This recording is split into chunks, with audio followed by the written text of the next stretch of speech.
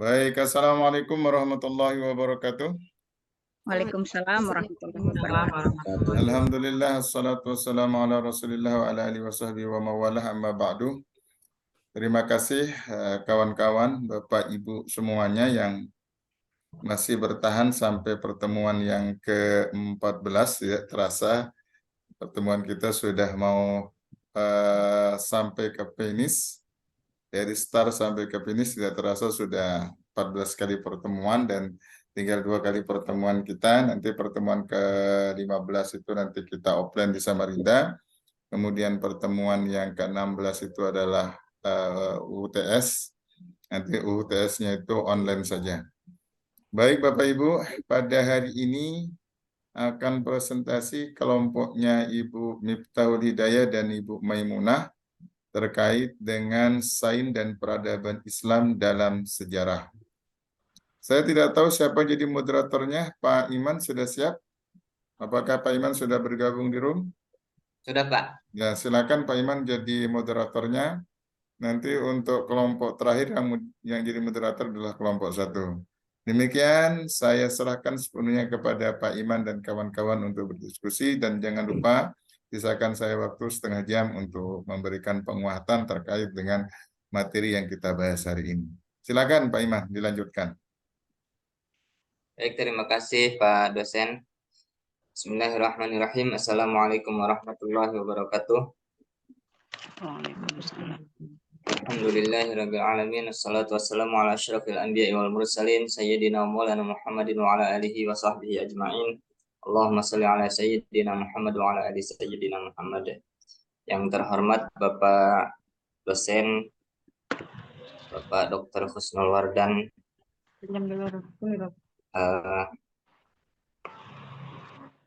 dan juga teman-teman kelas PAI 4. Alhamdulillah pada hari ini kita dapat bertemu kembali melalui media Zoom meeting untuk melanjutkan studi kita, yaitu filsafat ilmu ya, dengan materi sains dan peradaban Islam dalam sejarah yang akan disampaikan oleh Ibu Miftahul Hidayah dan juga Bu Maimunah. Ya, untuk itu penyampaian materi dipersilahkan kepada Bu Miftahul Hidayah atau Bu Maimunah untuk menyampaikan materi sains dan peradaban Islam. Dipersilahkan. Baik, terima kasih untuk moderator. Kami akan mulai mempresentasikan makalah kami dengan judul Sains dan Peradaban Islam dalam Sejarah. Pengertian peradaban. Pengertian umum peradaban adalah istilah deskriptif yang relatif dan kompleks untuk pertanian dan budaya kota. Hal ini karena peradaban awal terbentuk ketika orang mulai berkumpul di pemukiman perkotaan di berbagai belahan dunia. Peradaban dapat dibedakan dari budaya lain atau kompleksitas dan organisasi sosial serta kegiatan ekonomi dan budaya.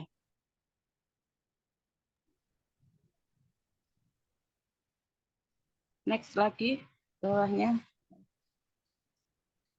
Penggunaan istilah peradaban secara etnosentris memunculkan anggapan bahwa masyarakat di sebuah peradaban memiliki moral yang baik dan budaya yang maju, sementara masyarakat lain memiliki moral yang buruk dan terbelakang. Sejarah penggunaan istilah ini menjadikan definisi peradaban terus berubah. Konsep peradaban bersifat modern. Di era penemuan Eropa, digunakan kata modern sebagai pembanding antara masyarakat yang tinggal di sebuah negara dengan yang tinggal di desa-desa atau perkampungan suku.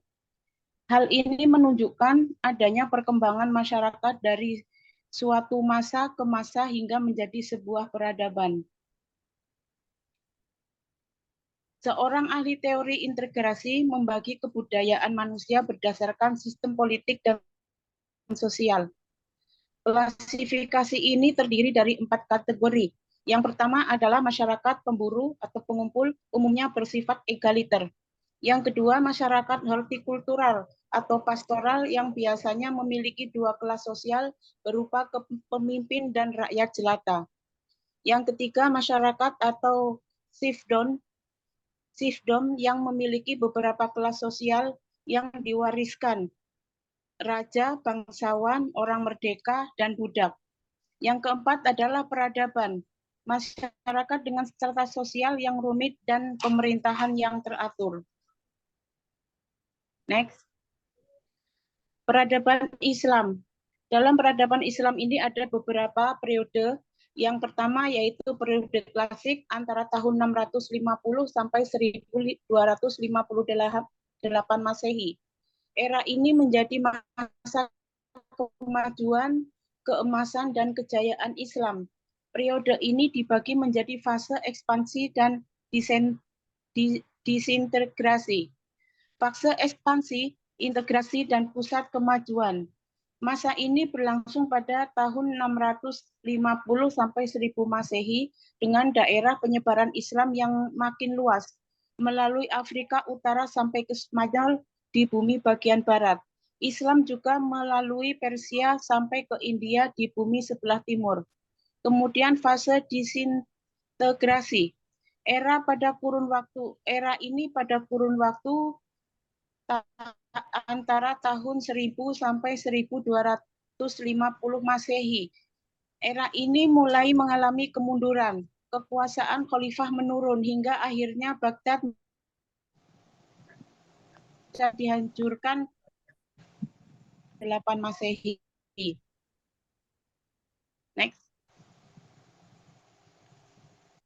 Periode pertengahan. Periode menjadi dua fase, yaitu yang pertama fase kemunduran. Tahap ini berlangsung pada tahun 1250 sampai 1500 Masehi dengan desentralisasi dan disintegrasi yang makin menguat di masyarakat. Perbedaan antara Sunni dan Syiah serta Arab dan Persia semakin nyata. Kemudian fase tiga kerajaan besar. Pada masa ini berlangsung antara tahun 1500 sampai 1700 Masehi, dilanjutkan dengan fase kemunduran di tahun 1700 sampai 1800 Masehi. Tiga kerajaan adalah Utsmani di Turki, Safawi di Persia, dan Mughal di India. Kejayaan Islam pada tiga kerajaan besar masih bisa disaksikan masyarakat hingga kini. Peninggalan tersebut bisa disaksikan dalam bentuk arsitek di Istanbul, Iran, dan Delhi. Kemudian, periode modern. Pada periode yang berlangsung mulai tahun 1900 hingga sekarang ini, umat mencari tahu penyebab kejatuhan Islam.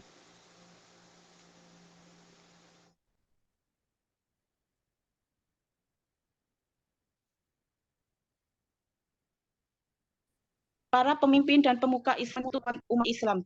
Di era sejarah dan peradaban Islam ini, Muslim berbalik dengan periode klasik. Umat Islam yang an budaya dan kemajuan kelompok lain.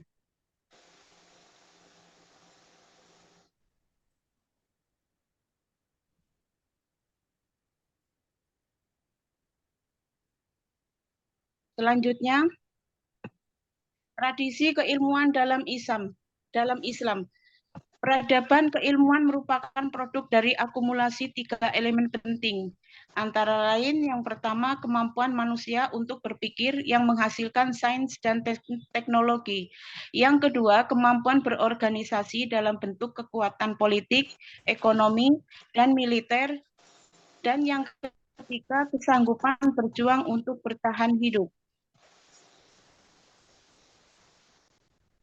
Peradaban keilmuan dalam Islam dimulai dengan tradisi ilmu atau tafakuh fitin.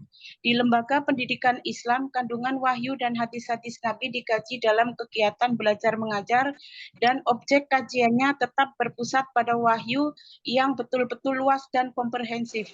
Tradisi keilmuan dalam Islam adalah sebuah peradaban yang memadukan aspek dunia dan aspek akhirat, aspek jiwa dan aspek raga.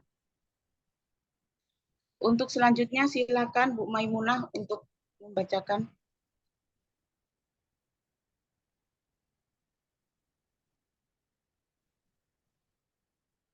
Halo, Bu Maimunah. Belum di mute. Ya, oke, silakan. Terima kasih. Saya lanjutkan ya, Bu. Sumbangan ilmuwan Muslim kepada sains modern. Beberapa penulis Barat tradisional mengatakan bahwa semua ilmu peradaban dan intelektual adalah warisan Yunani, di mana warisan ini hilang selama beberapa abad dan baru kembali saat Renaissance Eropa yang muncul pada abad ke-15 sampai 16 Masehi dan terus berlangsung hingga hari ini. Tentu saja klaim ini salah. Hal ini karena sistem pendidikan kita masih bercermin dan berkiblat ke Barat, sedangkan Barat menyembunyikan jasa-jasa ilmuwan Islam dalam perkembangan ilmu peradaban dan intelektual. Dalam kitab Ulun al-Nabi fi Abakat al-Aibak, karangan Ibnu Abi Usyaibiah, seorang ahli kedokteran abad ke-13, memuat informasi dan biografi lebih dari 350 ilmuwan muslim. Ada ahli kedokteran, ahli kimia, geometri, geologi, geografi, matematika, astronomi, dan lain-lainnya. Ilmuwan Islam yang sangat terkenal diantaranya adalah Ibnu Rushd. Dari tahun 1126 sampai 1198 Masehi dan Ibnu Haytham 965 sampai 1440 Masehi atau 344 sampai 430 Hijriah.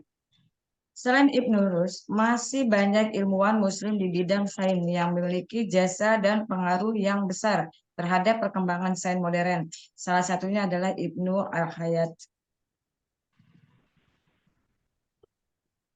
Ibnu al-Hayat dilahirkan di Basra pada tahun 354 Hijriah Timbangannya. atau 960 Masehi. Di bawah itu kayaknya.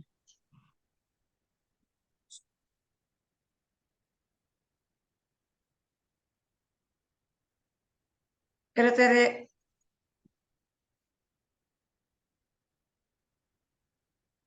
langsung di bawah aja Pak, langsung Pak.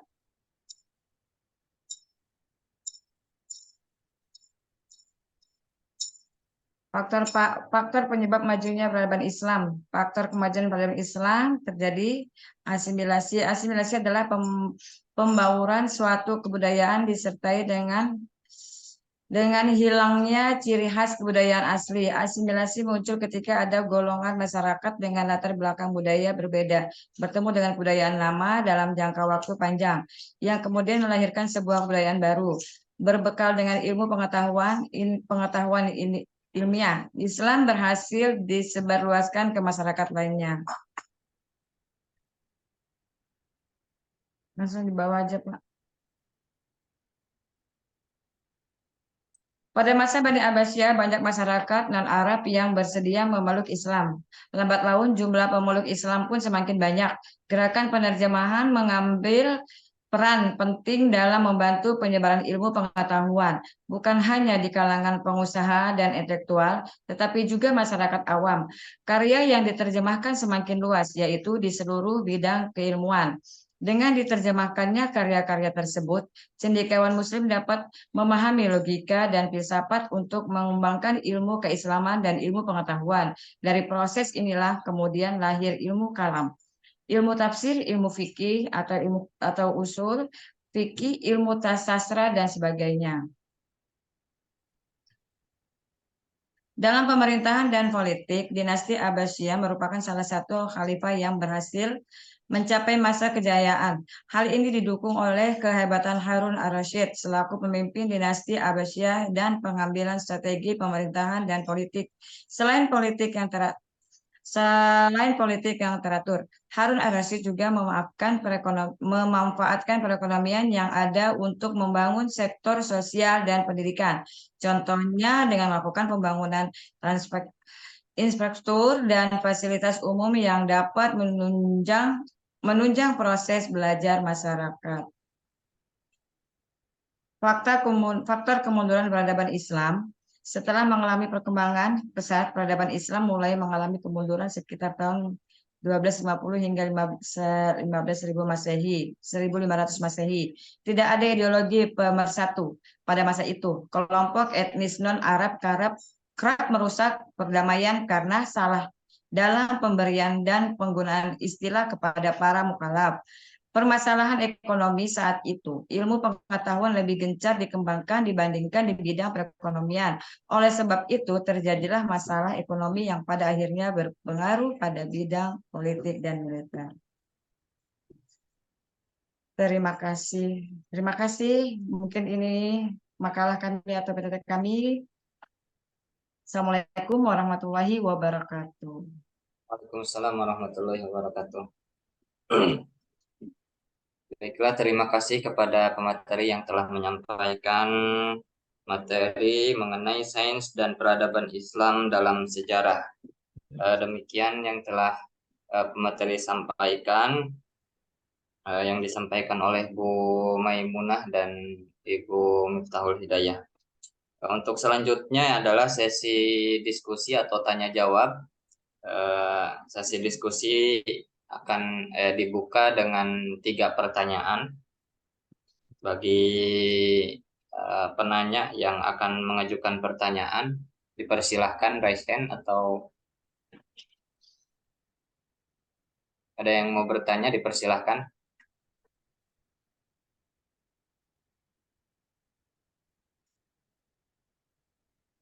Pak Awang tidak bertanya, Pak Awang.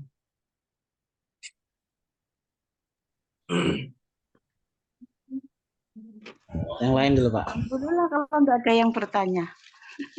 Langsung pemantapan dari Pak dosen aja. Ini hari ini 2 materi ya? Atau 1? 1 aja, Pak. Oh, ya. Bagi yang... Ya, Pak Arbani, silahkan dibuka mic-nya. Ya, Assalamualaikum warahmatullahi wabarakatuh.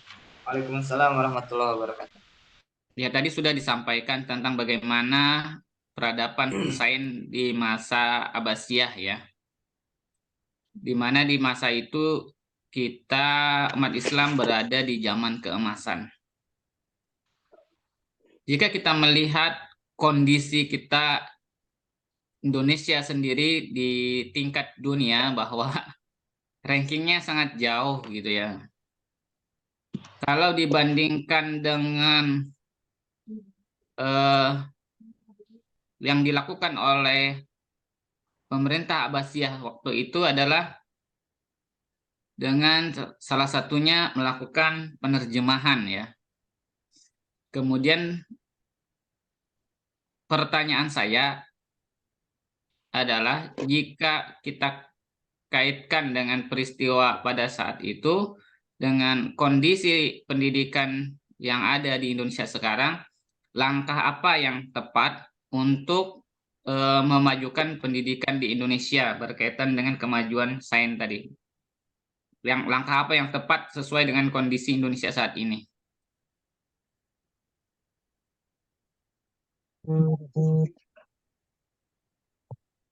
Baik, pertanyaan dari Pak Arbani, langkah apa yang tepat untuk memajukan Indonesia dengan kondisi pendidikan di Indonesia saat ini ya, Pak?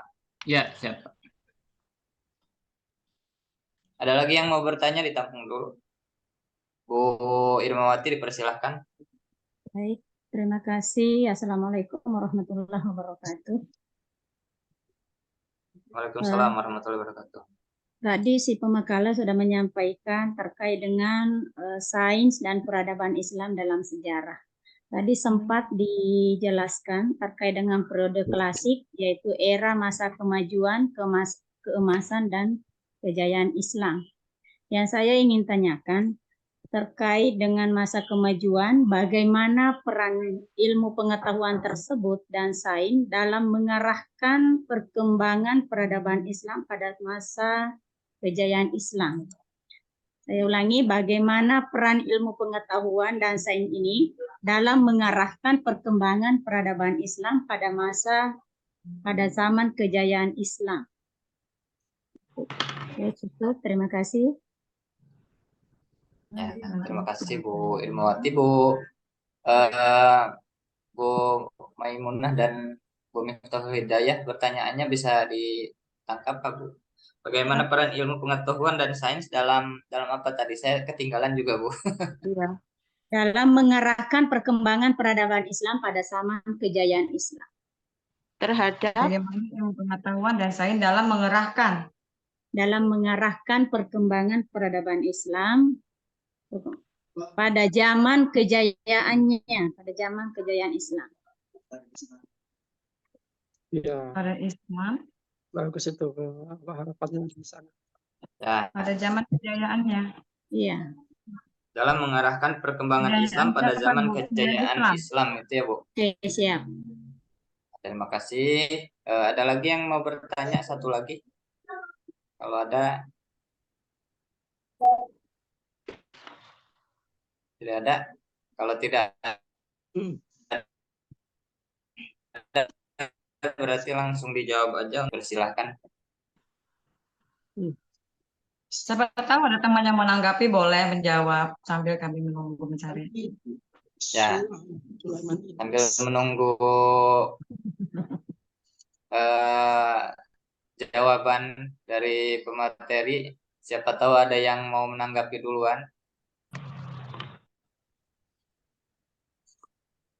Tentang langkah apa yang tepat untuk mengajukan Indonesia memajukan pendidikan Indonesia saat ini dari Pak Arbani ya. bentar ya Pak.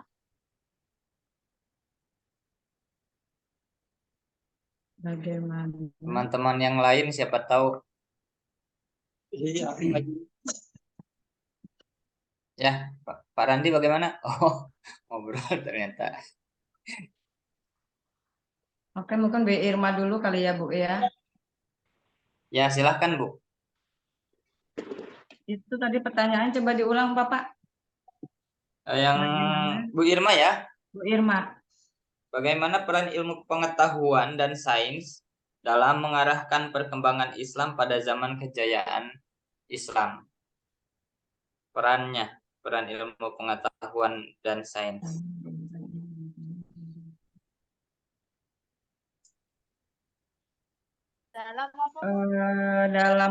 Dalam bidang ilmu pengetahuan ada dua elemen utama kejayaan peradaban Islam dalam perspektif ilmu pengetahuan, yakni tingginya aktivitas ilmiah dan kemajuan ilmu pengetahuan, baik ilmu agama maupun ilmu umum.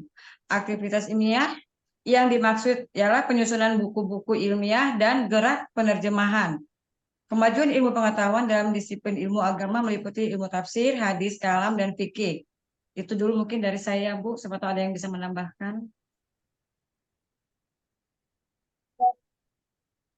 Bagaimana Bu Irma? Mungkin ada tanggapan atau pendapat lain dari teman-teman?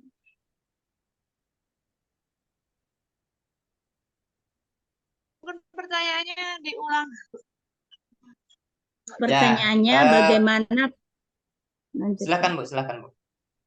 Pertanyaannya, bagaimana peran ilmu pengetahuan dan sains ini dalam mengarahkan perkembangan peradaban Islam pada masa atau pada zaman kejayaan Islam? Dalam sains ya, Bu.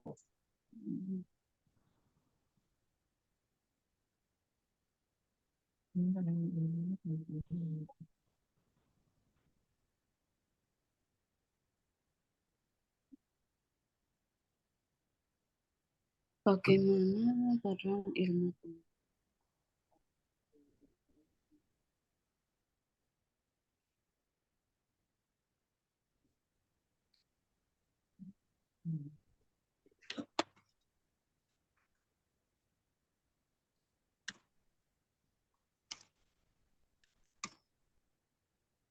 Yang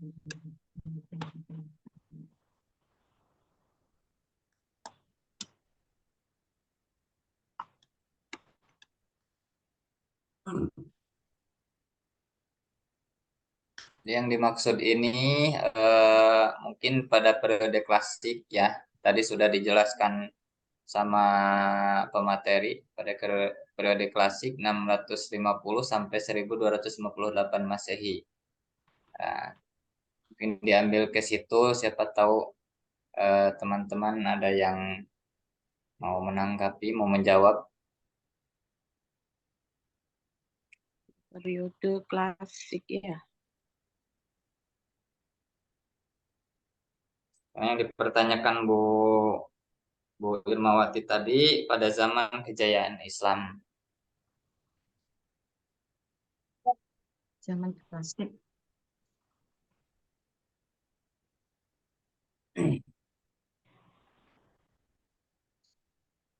Saya bacakan kembali mungkin ya di Agak materi kembali. yang tadi telah disampaikan. Jadi pada periode klasik itu era ini adalah masa kemajuan, keemasan dan kejayaan Islam. Nah, jadi yang dipertanyakan tadi masa kejayaan Islam. Jadi periode ini dibagi menjadi fase ekspansi dan disintegrasi. Fase ekspansi, integrasi dan pusat kemajuan masa ini berlangsung pada 650 sampai 1000 Masehi dengan daerah penyebaran Islam yang makin luas melalui Afrika Utara sampai ke Spanyol di bumi bagian barat. Islam juga melalui Persia sampai ke India di bumi sebelah timur. Fase disintegrasi era pada kurun waktu 1000 sampai 1250 Masehi ini mulai mengalami kemunduran kekuasaan khalifah menurun hingga akhirnya Baghdad dirampas dan dihancurkan Hulaguhan pada tahun 1258. Mungkin peran ilmu pengetahuan dan sains pada masa kejayaan Islam ini ya ini penyebaran Islam semakin luas, yaitu tadi melalui Afrika Utara sampai ke Spanyol. Jadi ada peran di situ, karena pada masa kejayaan itulah para ilmuwan-ilmuwan Muslim berperan untuk memajukan menyebarkan Islam pada saat itu. Kita tahu bahwa tadi sudah disebutkan di yang mana ya, ada nama-nama ilmuwan yang disebutkan tadi seperti Ibnu Haytham, Ibnu Rusyid, terus seperti yang mungkin telah kita baca Al-Khwarizmi, penemu angka 0. Nah, penemu angka 0 itu kan luar biasa ya. Kalau kita tahu dikembalikan ke zaman apa itu Yunani ya, angka yang 1 terus X, angka apa itu ya? Saya lupa. Angka Romawi. Nah, angka Romawi ya. Jadi di angka Romawi itu kan tidak ada 0 ya. Jadi 1, 2, 3, terus 1 sama V begini 4. Terus kalau misalkan 5 V begini, terus 6 tambah 1 sampai ada XL, ada XXX 30 dan lain-lain. Itu tidak ada 0. Sehingga dengan ilmuwan Islam yang menemukan angka 0 dan kemudian ada di sebelumnya kan tulisan Arab ya 1, 2, 3. Makanya ada kemiripan antara angka Romawi dengan angka dalam bahasa Arab.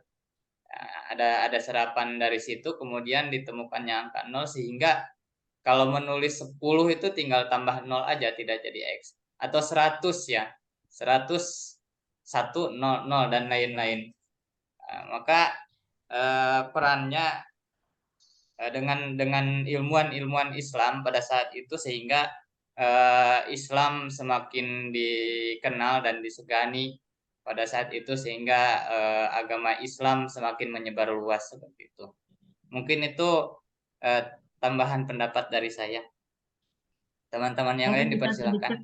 Mungkin bisa sedikit Pak. Mungkin saya tadi kan pertanyaan Bu Irma bagaimana peran ilmu pengetahuan dan sains pada masa kejayaan Islam. Pada masa kejayaan Islam yang sering kali disebut dengan zaman keemasan, yaitu zaman klasik Islam, itu ilmu pengetahuan dan sains memainkan peran sentral dalam pengembangan intelektual dan kebudayaan dunia Islam. Beberapa bidang ilmu pengetahuan dan sains yang berkembang pesat selama periode ini termasuk matematika, ini tadi sudah saya sebutkan juga, astronomi, kedokteran, kimia, filsafat, dan sejumlah bidang lainnya. Itu yang mungkin yang bisa pada zaman itu mungkin pada masa kejayaan Islam pada zaman itu yang berkembang pada saat itu, Bu Irma. Ya, seperti itu tanggapan dan jawaban dari pemateri. Bagaimana Bu Irma? Ya, Pak. Tadi sudah dijelaskan sama pemakalah perkembangan ilmu pengetahuan yang ada pada waktu itu, adanya apa tadi Bu ya? Teknologi, metode apa lagi tadi itu? Saya belum terlalu ini loh Pak, mungkin nanti dikasih penguatan sama Pak dosen ya. Ya. Lanjut aja Pak ke pertanyaannya Pak Arbani dulu. Ya. Untuk pertanyaan kedua dari Pak Arbani, langkah apa yang tepat untuk memajukan Indonesia, untuk memajukan pendidikan Indonesia saat ini? Oke, coba saya jawab pertanyaan dari Bapak Arbani. Jika dikaitkan saat ini perkembangan pendidikan yang tepat untuk kondisi saat ini, mungkin ada beberapa cara atau beberapa macam strategi yang dijalankan pendidikan Islam untuk menghadapi tantangan modernisasi, perkembangan ilmu pengetahuan dan teknologi. Yang pertama adalah memotivasi kreativitas anak didik ke arah perkembangan iptek itu sendiri, di mana nilai-nilai Islam menjadi sumber acuan. Kemudian yang kedua, mendidik keterampilan atau memanfaatkan produk iptek. Selanjutnya yang ketiga, menciptakan jalinan yang kuat antara agama dan iptek dan hubungan yang akrab dengan para ilmuwan yang memegang otoritas iptek dalam bidang masing-masing.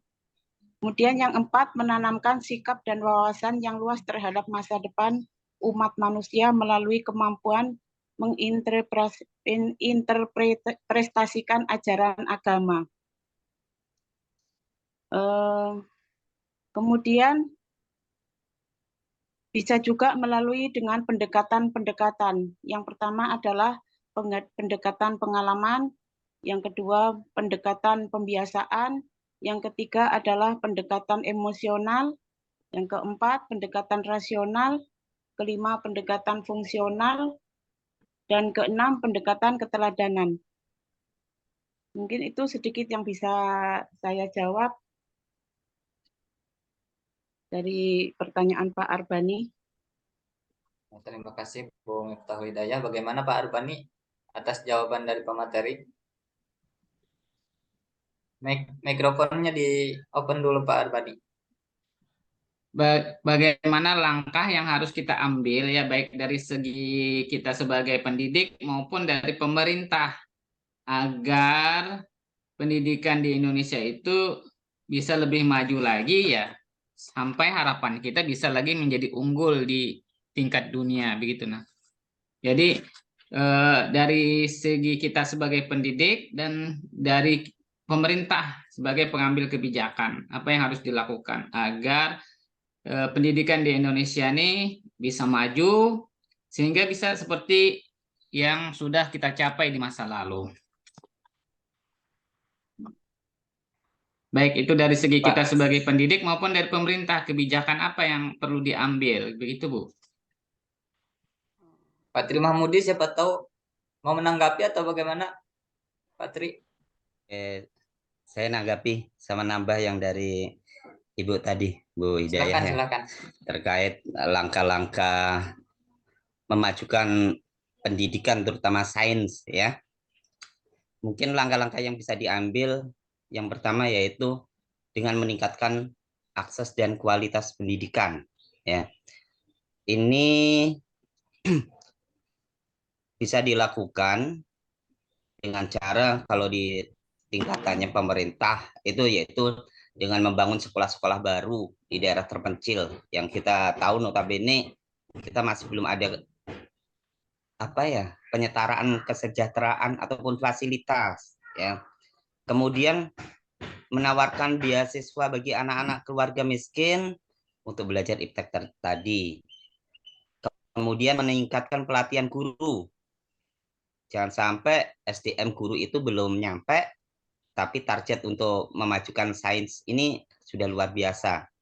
Kemudian kurikulum dibuat kurikulum berbasis sains ya. Kemudian bisa juga dengan meningkatkan atau mendorong minat dan kreativitas siswa dalam sains ya. Ya, kalau di tingkat sekolah di saat setelah rapotan biasanya itu kan ada kegiatan apa ya? Class meeting, Pak. Bukan class meeting ya. Nah, itu jangan hanya sebatas fokus ke olahraga. Kan kalau olahraga ataupun game-game gitu kan dari tahun ke tahun kan sudah biasa lah. Kita tanamkan anak-anak untuk membuat ya penemuan-penemuan yang kecil lah, roket air dan lain-lain kan sebenarnya guru itu bisa membuat kegiatan tersebut. Ataupun kalau tingkatan kecamatan ataupun kabupaten itu ada kompetisi sains, festival sains, klub sains, ya, bahkan kayaknya sudah mulai banyak kok Parban ini dari jenjang SD SMP sudah ada kok tingkat nasional. Kemudian partisipasi siswa dalam kegiatan sains ini dilibatkan ya kalau memang belum sampai internasional ya tingkat kecamatan, kabupaten berjenjang ya. Kemudian tadi beasiswa kita itu perlu memang anak-anak itu diberikan beasiswa yang memang tepat sasaran dalam meningkatkan sains ini ya. Ini untuk apa? Menambah motivasi anak-anak dalam belajar. Kalau untuk pemerintah ya bikin kerjasama lah dengan luar negeri. Itu saya yakin banyak kok orang-orang pintar di Indonesia. Cuma kadangkala kurang penghargaan dari pemerintah yang membuat mereka itu terhenti ya. Ya kita contoh aja Presiden almarhum kah? Oh, Pak Habibie lah saya. Nah, presiden kita dulu begitu cerdasnya, tapi karena kurangnya apresiasi dari pemerintah, ya akhirnya ya berpikir dua kali lagi seperti itu. Ya mungkin itu ya. Terima kasih. Mungkin saya nambahin sedikit yang dari Mungkin pemerintah. saya bisa nambahin sedikit kalau dari Pak Arbani dari tadi mungkin bisa sedikit. Siapa dulu ini? Mohon maaf Bu Oh, boleh Bu Ana, Mai. Bu Ana, Bu. Bu Ana dulu silakan Bu Ana. Nanti Saya setelah sedikit itu baru kembali ke Bu Mai ya. Oke. Untuk pemerintah mungkin dengan dilebihkan lagi ini anggarannya untuk sekolah-sekolah, terutama untuk sekolah kecil yang kami alami ini begini. Kita kebutuhan terus kegiatan semuanya itu ini yang kami alami yaitu sama dengan sekolah besar. Sementara dana yang kami terima sesuai dengan jumlah murid yang ada di sekolah itu. Nah, kita sekolah kecil muridnya 90 misalnya kali berapa ratus ribu itu nggak mencukupi. Sementara output yang harus dicapai atau apa kegiatan atau apapun itu harus sama dengan sekolah besar. Itu saya rasa harus menjadi pertimbangan pemerintah. Contohnya, misalnya desa ya, desa ini kan banyak sedikit suatu masyarakat atau penduduk, itu jumlahnya sama. Apakah tidak bisa seperti itu kan gitu, nah pemerintah itu. Begitu sih saya rasa harus ada perbaikan lagi dari segi pendanaan untuk sekolah-sekolah. Kalau tidak bisa APBN kan bisa APBD atau dari mana. Seperti itu sih. Kalau mau pemerataan dalam bidang pendidikan lebih maksimal lagi seperti itu menurut saya. Terima kasih. Ya, terima kasih Bu Ana Sofiatin. Silakan Bu Maimunah untuk menambahi. Mungkin tadi sudah banyak dari teman-teman, itu semua mungkin bisa masuk. Mungkin ini kita memberikan dukungan pendidikan inklusif, menyesuaikan metode pengajaran dan memberikan dukungan pada siswa dengan kebutuhan khusus untuk memastikan pendidikan inklusif itu. Pengembangan yang kemudian pengembangan keterampilan pendidik, kita harus banyak ini untuk pendidik ya Bu Pak ya, melibatkan pendidik dalam melatih pelatihan dan pengembangan keterampilan terbaru dalam metode pengajaran, teknologi dan pedagogi yang inovatif sehingga kita tidak ketinggalan. Dan untuk pemerintah, investasi dalam pendidikan, betul dari kata Bu Ana tadi kan, harus menambah dana pembangunan infrastrukturnya dan pendidikan dan pelatihan guru, reformasi kurikulum. Memang kurikulum kita berubah-ubah ya Pak, itu reformasi itu mungkin ada baiknya untuk kemajuan kita. Penyediaan fasilitas dan sumber daya yang lebih penting lagi, terutama di daerah-daerah terpencil seperti ada internet, supaya bisa ada ada laboratorium itu bisa aktif di daerah itu, dan pengembangan sistem penilaian yang adil, membangun sistem penilaian yang adil dan mendukung pengembangan keterampilan berpikir kritis dan kreatif, pemberdaya guru, kemitraan pendidikan industri, dan penyelenggaraan program pendidikan berbasis teknologi. Mungkin itu dari saya. Siapa tahu ada lagi yang bisa menjawab atau menambahkan. Terima kasih Bu Maimunah. Ini ada tadi saya menanggapi sedikit ya. Ada yang disampaikan Bu Ana Sofiatin, karena mungkin sebagian besar dari kita adalah bagian dari pemerintahan, maka apa yang kita diskusikan ini siapa tahu mungkin bisa disampaikan kepada yang berkepentingan ya, maksudnya saudara-saudara teman-teman kita yang memang duduk di pemerintahan di bagiannya gitu. Kalau di tempat saya dulu seperti itu juga Bu Ana Safiatin.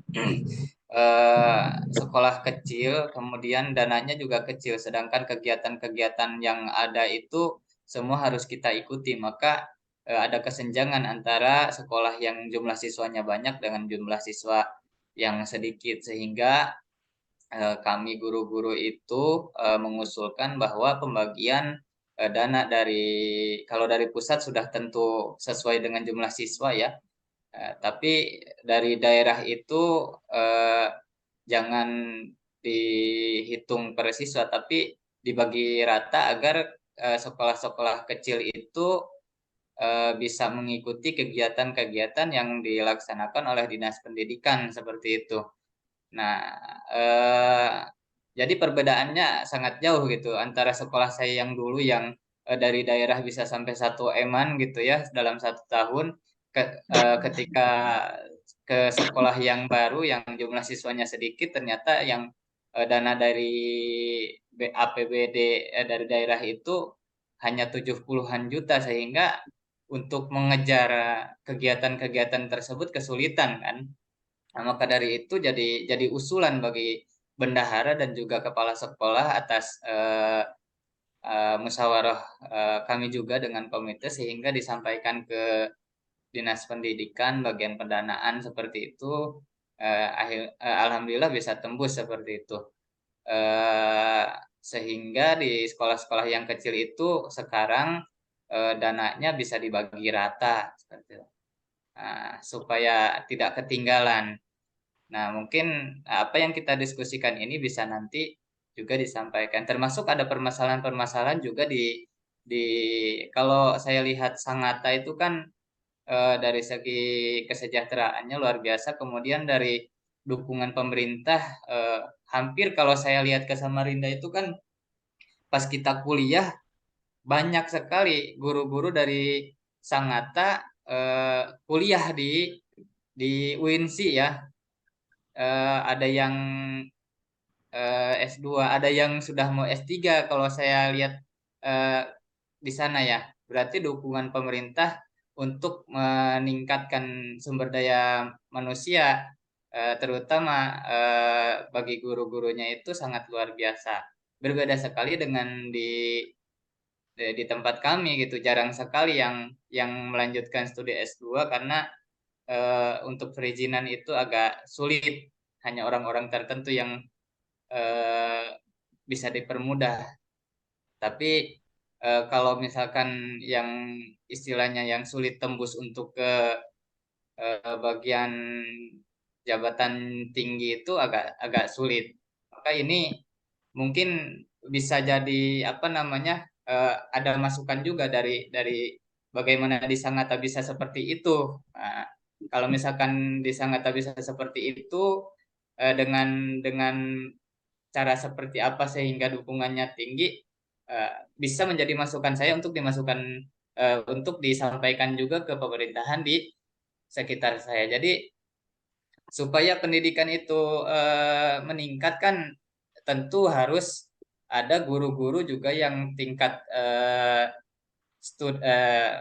ilmunya juga yang lebih mumpuni, lebih kompeten dengan cara peningkatan kompetensi seperti menambah pendidikan, melanjutkan studi pendidikan ke jenjang selanjutnya seperti itu. Bagaimana Pak Arbani? Silahkan.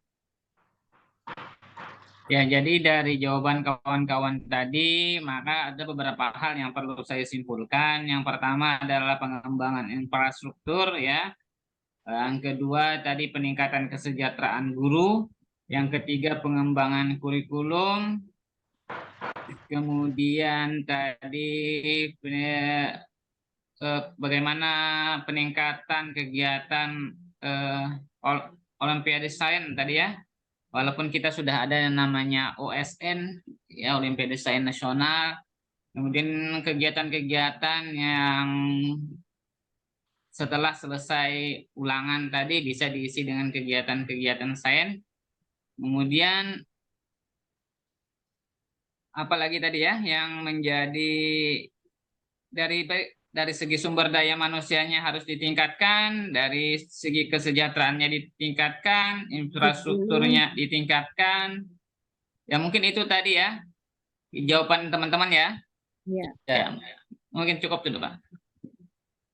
Baiklah, terima kasih. Berarti ada 2 pertanyaan yang diajukan yang sudah terjawab ya di materi ini. Mungkin saya kasih kesempatan, siapa tahu ada yang mau menambahi atau menanggapi sebelum sesi ini ditutup.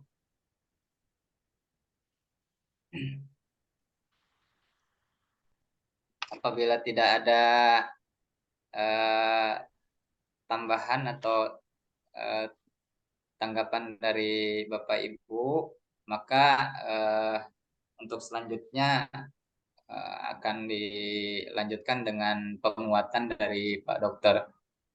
Untuk itu di diskusi ini ditutup atas dari Bapak Ibu semua yang telah berdiskusi saat ini.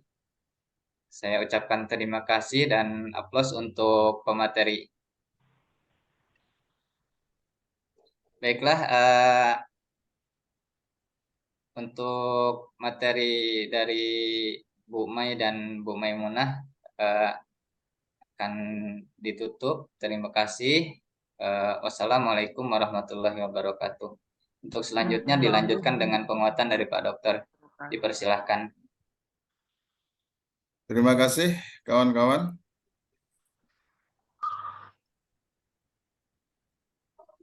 Saya perlu penguatan? Ya, sangat perlu, Pak. Kan sudah kuat-kuat semuanya. Sangat perlu, Pak. Oke, baik. Kita berbicara tentang materi kita hari ini adalah terkait dengan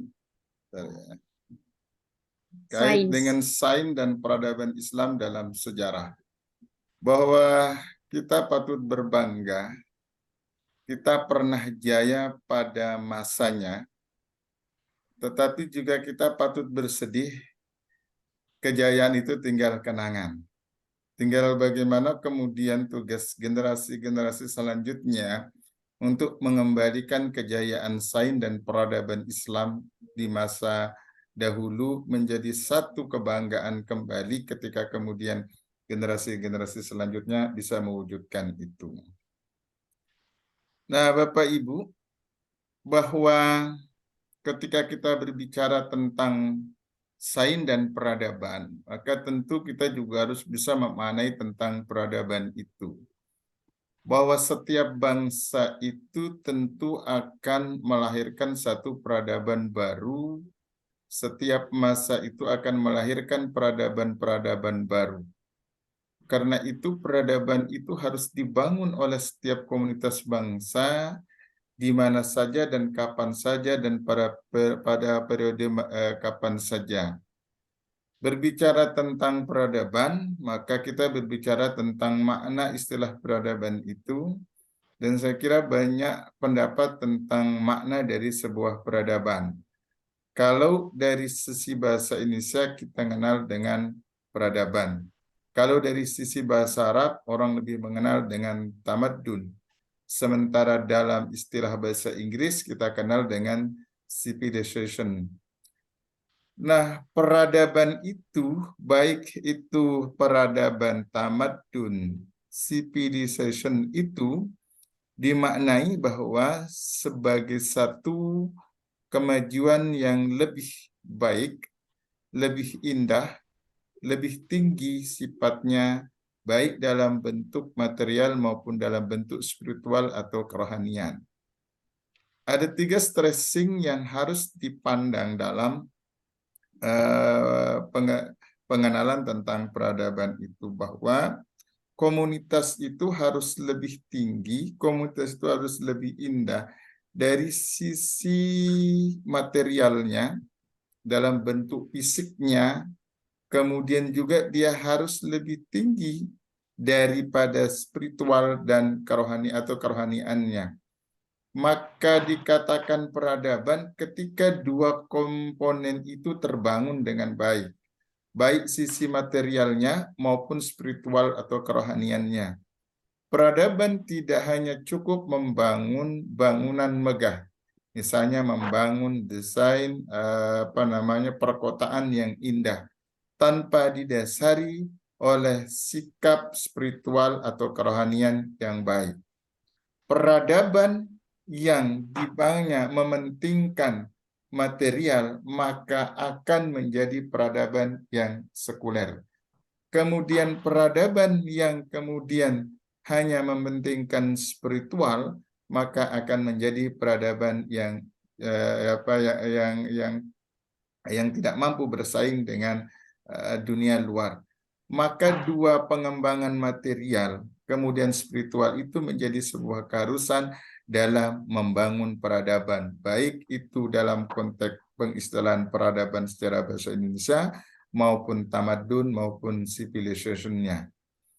Maka kita kenal di Malaysia itu peradaban itu menggunakan istilah tamadun.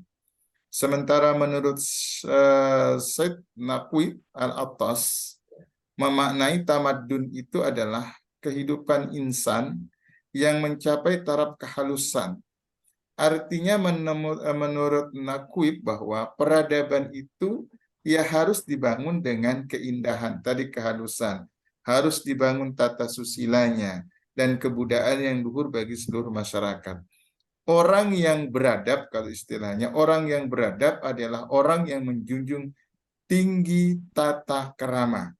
Orang yang beradab adalah orang yang menjunjung tinggi tata susila. Orang yang beradab itu adalah orang yang kemudian mencintai dan menghormati kehalusan budi pekerti. Maka orang yang punya peradaban baik dari sisi sikapnya, dari sisi tutur katanya, maka kehalusan budinya akan nampak. Kehalusan karakternya akan nampak. Penghormatan terhadap asusila itu akan nampak. Kemudian menghargai tentang norma-norma yang berlaku juga akan nampak. maka peradaban ketika mengabaikan kehalusan, mengabaikan tata sutila, dan mengabaikan budaya-budaya luhur, maka dia gagal membangun peradaban itu. Maka secara rinci tamadun itu ya menurut Ibnu Khaldun bahwa kebudayaan atau peradaban itu harus paling tidak terdiri dari 5 hal. Bahwa peradaban itu menginginkan adanya kehidupan beragama yang lebih tinggi. Ketika bangsa yang beradab mengabaikan tentang spiritualitas, maka jadilah dia menjadi negara yang sekulerisme, yang menganggap bahwa agama tidak bisa dibumikan dengan kehidupan bermasyarakat. Dia menganggap bahwa agama itu adalah bagian personality, bagian pengabdian individu kepada Tuhannya, sehingga norma-norma agama tidak bisa dimasukkan dalam lini kehidupan berbangsa. Padahal yang diinginkan dalam peradaban itu adalah bagaimana kemudian kehidupan keberagaman itu harus dimasukkan dalam seluruh sektor kehidupan kita. Misalnya dalam bertata negara, konsep keberagaman harus dimasukkan. Kemudian dalam bidang ekonomi, dalam bidang sosial, dalam bidang perpolitikan, itu maka unsur keagamaan harus dimasukkan. Nah, kita di Indonesia tidak menganut sistem agama, tidak menganut sistem Islam, menganut sistem demokrasi. Tetapi kita patut berbangga, ada beberapa item agama yang kemudian dimasukkan dalam konteks kehidupan bernegara. Misalnya, kita ambil contoh dalam undang-undang pernikahan. Agama mengatur tentang negara mengatur tentang prosedur pernikahan. Di Indonesia tidak menganut pernikahan beda agama. Kemudian juga di negara juga menjamin terkait dengan kualitas kehalalan produk-produk dengan menyiapkan namanya sertifikasi halal yang dulu kewenangan itu diberikan kepada Majelis Ulama.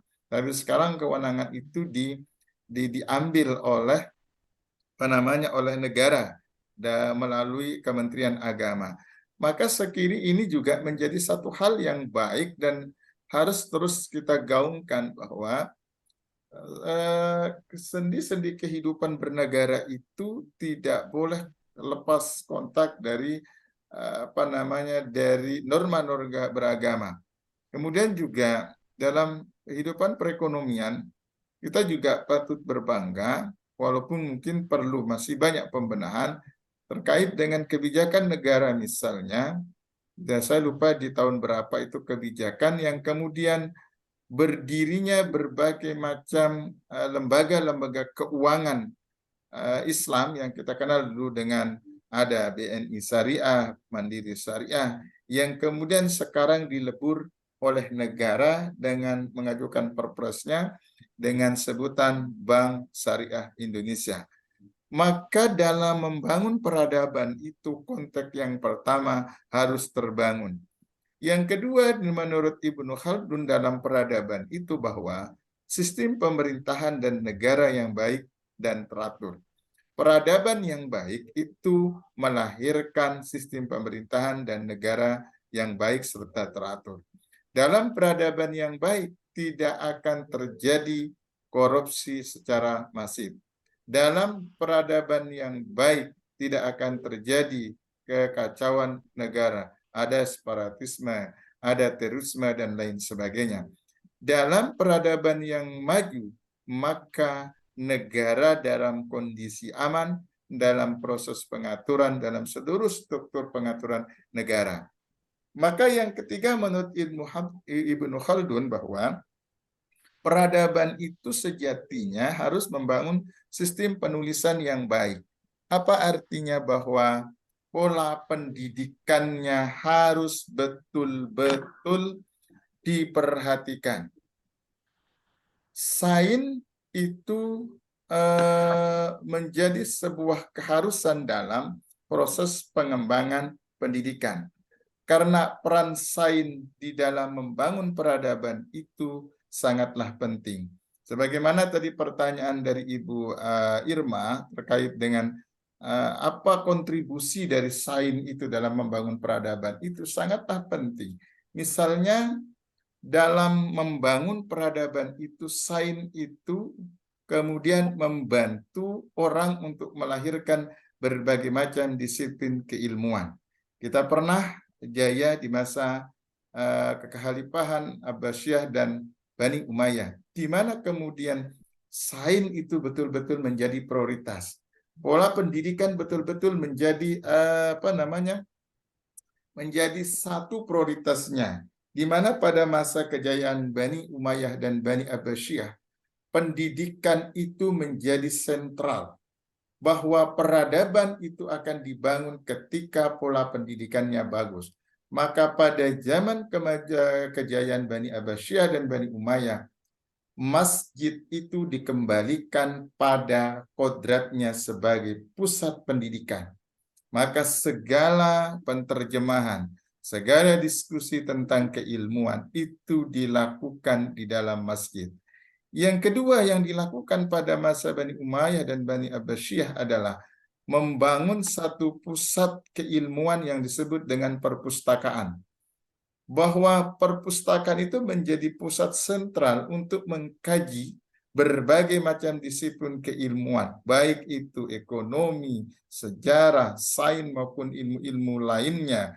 Di perpustakaan itulah kemudian para ilmuwan akan mengkaji terkait dengan kedisiplinan keilmuannya.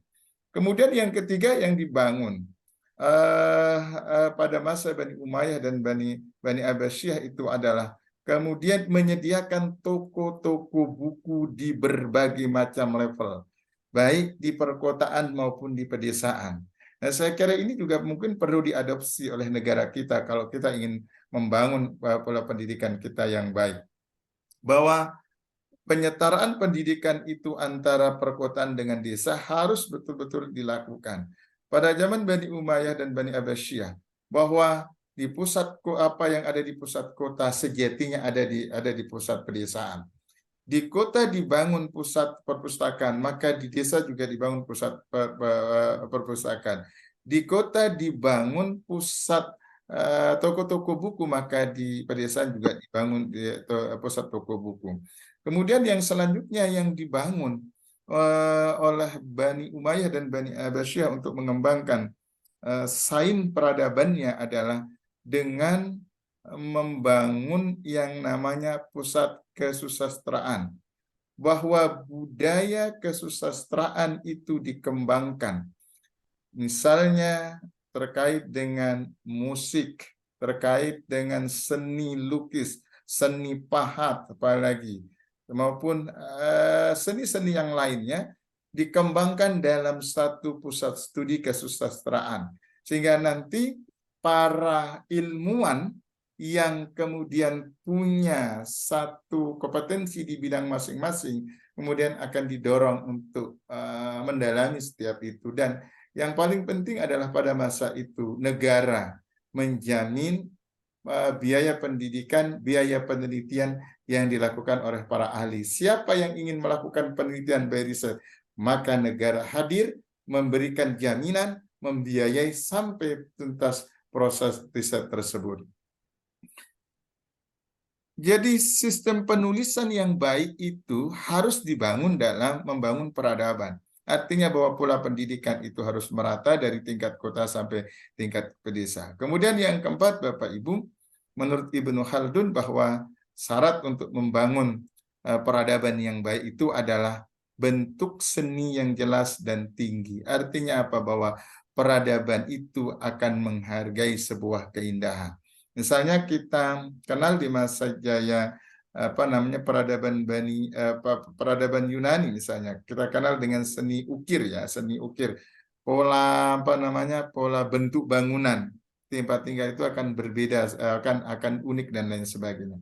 Kemudian yang terakhir Bapak Ibu, menurut Ibnu Khaldun, syarat ketika peradaban itu akan terbangun dengan baik adalah tentu membangun kehidupan kota. Artinya apa? Membangun arsitektur perkotaan dengan ciri khas tertentu. Membangun peradaban kota dengan ciri khas yang tertentu. Misalnya, kota Jakarta menjadi kota peradaban masa kini. Kota Jakarta menjadi kota metropolitan pertama setelah kota Surabaya. Tidak menutup kemungkinan ibu kota Nusantara itu akan menjadi peradaban ketiga terkait dengan kehidupan kota yang modern. Peradaban itu akan melahirkan kehidupan kota yang modern. Tentunya kehidupan kota yang modern yang dimaksud adalah bagaimana menata kota dengan baik, sesuai dengan amdalnya, sesuai dengan tata kelola kota yang baik. Kemudian tidak penataan kota yang tidak semerawut. Nah, ini Bapak Ibu terkait dengan pengertian dari peradaban. Nanti bisa dilihat ini Bapak Ibu. Nah, kemudian sekilas sejarah terkait dengan perkembangan peradaban Islam. Jadi peradaban Islam Bapak Ibu sesungguhnya dimulai pada masa awal baginda Rasul Shallallahu Alaihi Wasallam hijrah ke Madinah. Disitulah awal cikal bakal peradaban Islam dimulai. Ketika baginda Rasul diperintah oleh Allah untuk hijrah ke Madinah, meninggalkan kota tercinta beliau, meninggalkan seluruh keluarga beliau, karena ini adalah perintah, ini wahyu dari Allah untuk berhijrah, maka dengan senang hati, dengan lapang dada baginda Rasul kemudian melaksanakan perintah itu. Di Madinah kemudian baginda Rasul disambut oleh kaum Ansor, kaum penduduk penduduk asli Madinah, menyambut baginda Rasul dengan senang hati. Maka baginda Rasul di kota Madinah kemudian membangun satu peradaban terkait dengan bagaimana saling menghormati satu hak antara hak muslim dengan non-muslim yang kita kenal dengan piagam Madinah. Disitulah kemudian menjadi cikal bakal berdirinya pemerintahan yang modern.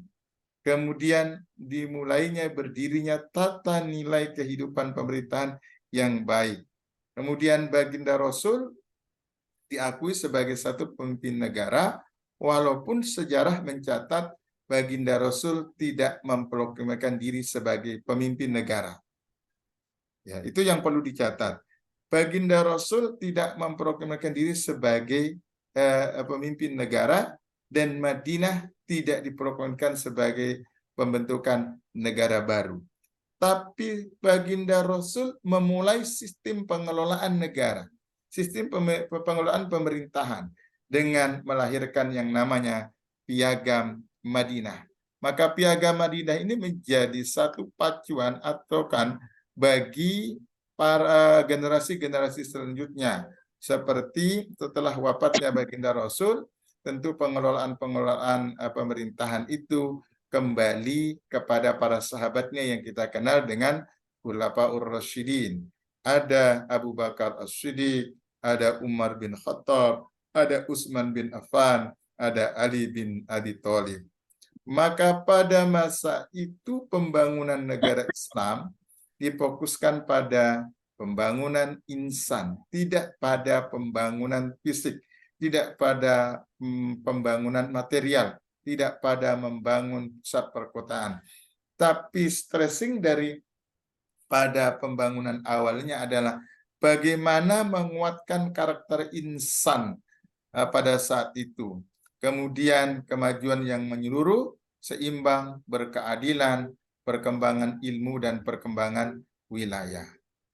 Maka pusatnya nanti berada pada masa ini, pada masa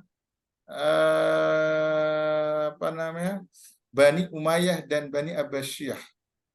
Disinilah puncak dari peradaban Islam yang disebut dengan masa kejayaan Islam, baik yang ada di Andalusia di Spanyol maupun yang ada di Iran dan Irak pada saat itu. Nah, pada masa itu pada masa kerajaan Bani Umayyah atau disebut dengan tamadun Islam, maka perkembangan sains itu sangat kita rasakan. Di sana perkembangan di bidang kemiliteran sudah mulai nampak. Perkembangan dalam bidang ekonomi dan tentunya perkembangan dalam bidang pendidikan. Sebagaimana saya jelaskan di awal, bahwa pendidikan pada masa Bani Umayyah itu dan Bani Abbasiyah itu sangatlah masif. Lembaga-lembaga pendidikan itu dibangun secara masif di kota maupun di pusat perkotaan maupun di pedesaan. Jadi tidak ada dikotomi pendidikan pada saat itu. Ada pemerataan yang sama, ada hak yang sama antara kota dengan desa untuk kemudian menikmati pendidikan yang sama. Maka dibangunlah pusat-pusat pendidikan tadi. Kemudian juga di dalam bidang militer misalnya dipermodernkan angkatan bersenjata serta alat perangnya. Pada saat itu sudah mulai membangun yang namanya tank dan lain sebagainya. Tentu dasarnya adalah terkait dengan penemuan-penemuan itu. Maka angkatan perang terdiri atas pasukan berkuda, kemudian memakai kendaraan, pasukan jalan kaki, prajurit terlatih dalam perang musim panas dan musim dingin. Jadi persenjataan mulai diperkuat. Kemudian pasukan itu sudah kemudian mulai dibagi. Ada pasukan yang memang khusus untuk berkuda, kemudian pasukan-pasukan yang menggunakan kendaraan, maupun pasukan-pasukan yang berjalan kaki, dan ada pasukan elit pada saat itu yang memang punya kemampuan khusus, kalau boleh kita katakan kalau di Indonesia namanya Kopassus lah pada saat ini. Nah, pada saat itu sudah terbangun itu. Dan pada masa Bani Umayyah ini biaya pendidikan itu bagi masyarakat yang ingin melakukan penelitian itu akan dibiayai sepenuhnya oleh negara. Misalnya ada satu orang yang ingin konsentrasi meneliti tentang bidang kedokteran, maka negara menyediakan fasilitas itu. Fasilitasnya disediakan oleh negara, kemudian biaya hidup si peneliti itu dan keluarganya ditanggung oleh negara. Maka begitu dia kembali selesai dari proses pendidikan itu, mereka diambil oleh negara untuk membantu negara, dibiayai oleh negara, kemudian diberikan upah oleh negara kembali untuk berkonsentrasi membesarkan pendidikan yang ada di negara tersebut. Dan juga pada masa Bani Umayyah itu memberikan keleluasan bagi masyarakat yang ingin mengembangkan sainsnya keluar, misalnya pendidikannya keluar kekuasaan Bani Umayyah, misalnya ke negara-negara Eropa, ke negara-negara Afrika dan Timur Tengah. Mereka diberikan dengan imbalan bahwa setelah mereka selesai, maka mereka harus kembali kepada negara untuk mengabdi kepada negara. Memang betul-betul dianakmaskan peneliti pada saat itu, ilmuwan pada saat itu, sehingga orang berlomba-lomba untuk menemukan satu penemuan. Beda dengan, beda dengan zaman sekarang kan, kadang ilmuwan itu tidak dihargai. Kita ambil contoh lah, kita pernah punya yang namanya ilmuwan sekaliber B.J. Habibie yang kemudian dia lebih diakui di luar negeri, di Eropa, di Jerman, bila dibandingkan dengan di negara kita. Kita banyak anak-anak putra-putra bangsa kita yang kuliah di luar negeri, kemudian setelah selesai mereka enggan kembali ke negara dengan alasan terkait dengan remun tadi, penghargaan dari negara. Bapak Ibu mungkin pernah tahu sinetron Ipin dan Upin ya? Pernah nonton Ipin dan Upin, Bapak Ibu? Sering, Pak. Nah, Sering, tahu nggak siapa yang desainer Upin dan Upin itu? Orang Indonesia, tapi tidak Orang Jogja, Pak. Ya, Orang Jogja. itu asli orang-orang Indonesia, produk Indonesia. Tapi Ipin dan Upin itu diklaim oleh negara Malaysia. Kenapa? Karena si mahasiswa tadi, saya lupa namanya siapa itu, sedang kuliah di Malaysia, kemudian dia diminta sejarahnya dia diminta oleh promotornya untuk melakukan riset terkait dengan kebetulan yang bersangkutan adalah di bidang IT, diminta untuk mendesain film kartun pola pendidikan, diminta oleh negara dan itu dibiayai oleh negara. Jadi tugas itu adalah tugas dari dosen berkolaborasi dengan mahasiswanya. Maka lahirlah film Ipin dan Upin itu. Dan dia dibiayai oleh negara Malaysia untuk melakukan riset itu. Makanya di situ kan lahir berbagai macam karakter kan. Dan ada satu bangganya kita ada satu karakter Indonesia disebut dengan Susanti di situ. Nah, kemudian ya kita patut berbangga. Ada satu karakter yang dimasukkan adalah karakter Susanti. Artinya apa? Dia cinta dengan Indonesia. Maka karakter Susanti dia bawa ke dalam film kartun itu. Walaupun kartun itu kemudian diklaim menjadi karya terbaiknya anak-anak Malaysia. Nah, hal inilah yang kemudian mendorong para putra-putra terbaik di negara kita itu enggan kembali ke negaranya. Kenapa? Proses penghargaan terhadap keilmuan itu kita rasakan masih kurang. Karena jujur di negara kita politikal itu sangatlah menentukan. Semua dipolitisasi. Kalau itu berkaitan dengan politik, maka budgetnya pasti akan besar bila dibandingkan dengan penghargaan terhadap ilmuwan. Beda dengan masa kejayaan itu, masa Bani Umayyah. Seluruh ilmuwan yang ada di negara itu dipersilahkan melakukan riset sebanyak-banyaknya. Kemudian nanti setelah selesai, kemudian mereka harus mengabdi kepada negara, dibiayai oleh negara, seluruh kehidupannya dijamin oleh negara. Saya kira kita pun, siapapun, saya kira Pak Arbani, Pak Iman itu akan suka kalau diperlakukan seperti itu. Mungkin tidak akan terpikir untuk pergi ke luar negeri. Nah, ini menjadi persoalan kita, saya kira di di berbagai macam lini kehidupan kita di negara kita. Kemudian Bapak Ibu, dalam bidang ekonomi misalnya berpusat pada pertanian dan perdagangan. Di sana pada masa kejayaan itu pasar-pasar modern mulai terbangun. Pasar-pasar modern yang kumuh itu kemudian mulai terbangun. Sehingga pasar itu menjadi pusat transaksi perdagangan. Jadi pasar itu betul-betul diciptakan yang humanis, yang aman. Kalau kita kan di Indonesia, kalau mau pergi ke pasar tradisional itu agak ogah. Kenapa? Udah kesannya pasar itu becek, bau, kumuh, rawan terjadi pencopetan. Seperti itu kan kesan kita kalau pasar-pasar tradisional di kita. Pada saat zaman keemasan itu dibangun. Bagaimana kemudian orang akan betah berlama-lama di pasar kalau kondisi pasar itu tidak baik? Maka disebutlah revitalisasi pasar itu. Dibangun pasar-pasar tradisional yang semi modern, yang kemudian orang merasa nyaman, orang merasa tenang untuk berlama-lama di pasar. Kemudian sistem administrasi Baitul Mal juga diperbaharui. Nah, bidang pendidikan dan ilmu pengetahuan misalnya mendapat perhatian yang sangat besar.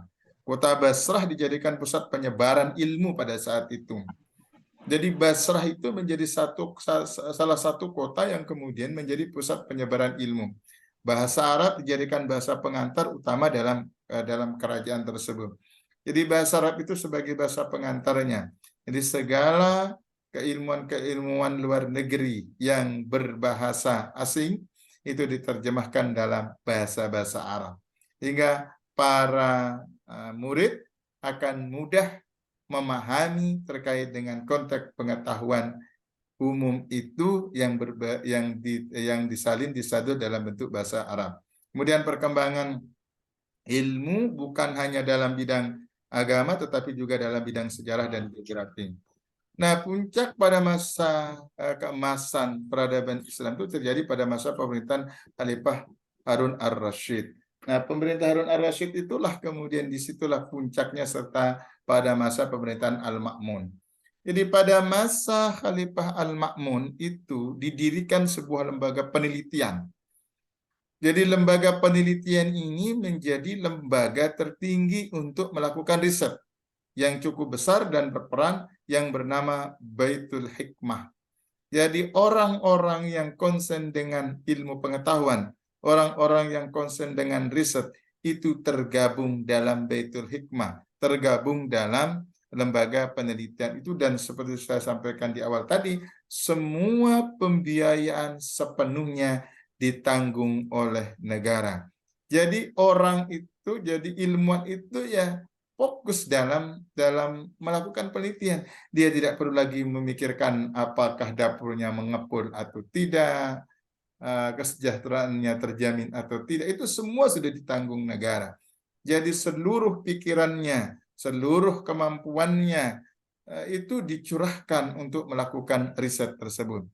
Nah, pada lembaga itu terdapat perpustakaan yang lengkap dengan buku-buku, termasuk tersedianya satu tim penterjemah. Nah, ini satu stressingnya. Jadi di Baitul Hikmah itu semua keperluan peneliti, yaitu terkait dengan buku-buku itu sudah terjamin di situ. Kemudian juga disediakan tim penterjemah untuk menerjemahkan teks-teks asli Yunani ke dalam bahasa Arab. Kemudian dari Baitul Hikmah itu, kemudian unsur-unsur budaya Yunani diserap oleh kaum muslimin. Nah, pada masa kegemilangan itu, Bapak Ibu, perkembangan filsafat Islam dan ilmu pengetahuan juga berkembang dengan pesat. Maka kan pada saat itu kita kenal ada filosof-filosof terkemuka yang lahir pada masa keemasan itu.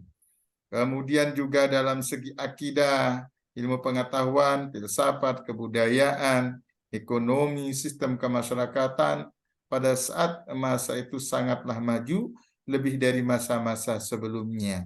Intinya pada masa keemasan itu seluruh lini kehidupan itu mengalami kemajuan yang cukup pesat.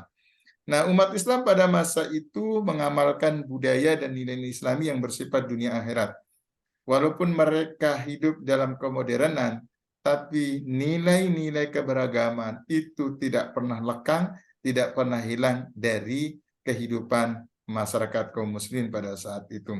Nah, keadilan pun tumbuh dengan baik tanpa membedakan ras dan suku bangsa.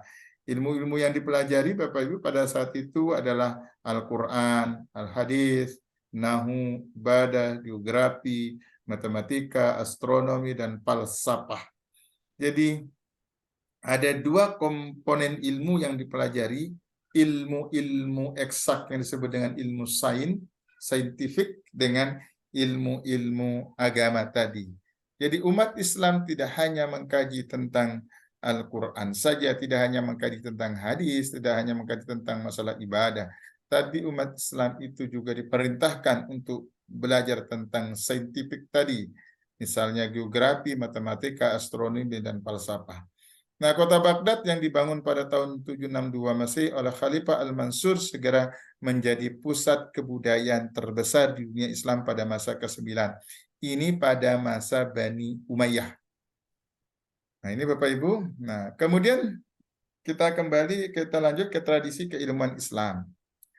Jadi, tahap terpenting dalam perkembangan dan tradisi keilmuan Islam itu adalah masuknya unsur-unsur luar ke dalam Islam, yang kita kenal dengan menerjemahkan ilmu-ilmu dari bangsa-bangsa Eropa.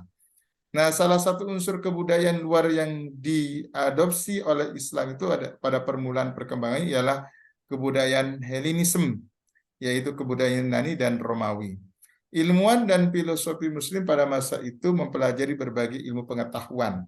Kita kenal ada matematika, kemudian fisika, ada kimia, ada biologi, ada astronomi, dan ada kedokteran, dan yang tak kalah pentingnya ada tentang filsafat. Nah, banyak pemikiran, filsafat, dan ilmu pengetahuan dari Yunani pada masa itu diterjemahkan ke dalam bahasa Arab. Jadi, puncaknya adalah bagaimana kekhalifan pada saat itu memerintahkan para ilmuwan untuk menerjemahkan terkait dengan seluruh pemikiran-pemikiran bangsa Yunani dalam bentuk bahasa Arab. Termasuk tentu yang tak kalah pentingnya adalah pemikiran Aristoteles tadi tentang filsafat. Bagaimana kemudian pendapat-pendapat Aristoteles itu dituangkan dalam bentuk terjemahan dalam bentuk bahasa Arab, sehingga orang-orang yang terlibat, sebentar Bapak Ibu ya.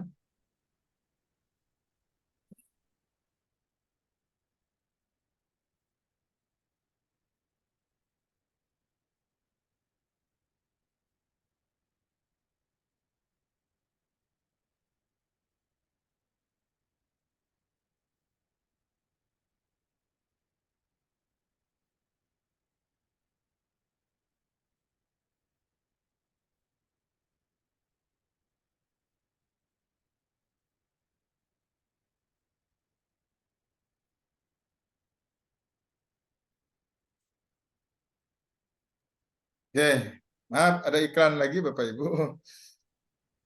Jadi emang betul-betul pada saat itu seluruh ilmuwan-ilmuwan itu mengkonsentrasikan dirinya untuk melakukan terjemahan ke dalam bahasa Arab, termasuk pemikiran Aristoteles itu yang dianggap sebagai satu pemikiran yang cukup fenomenal saat itu. Kemudian filosof Al-Farabi dipandang sebagai komentator pemikiran-pemikiran Aristoteles. Nah, namun demikian tidak berarti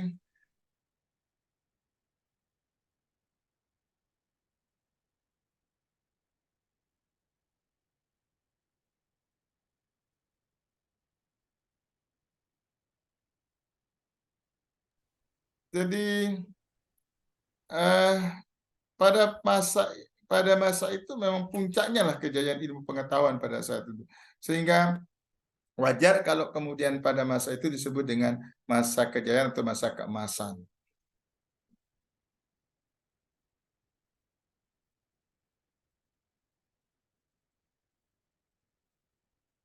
Nah, kemudian Bapak Ibu, pertemuan Islam dengan budaya Helenisme di Baghdad itu pada zaman kekhalifahan Abbasiyah merupakan awal dari perkembangan tradisi filsafat Islam. Jadi pada saat itulah kemudian mulai muncul terkait dengan pemikiran tentang filsafat, terutama berbicara tentang tumbuhnya filsafat Islam. Maka filsafat itu sesungguhnya bisa dikawinkan dengan agama Islam, maka melahirkan yang namanya filsafat Islam. Islam bisa dikaji dari sisi pandangan-pandangan filsafat tersebut. Nah, dari tangan para ilmuwan Bapak Ibu, ilmuwan Muslim itu dikembangkan konsep ilmu atau sains. Maka kita kenal ada beberapa ilmuwan Muslim seperti Jabir ibnu Hayyan.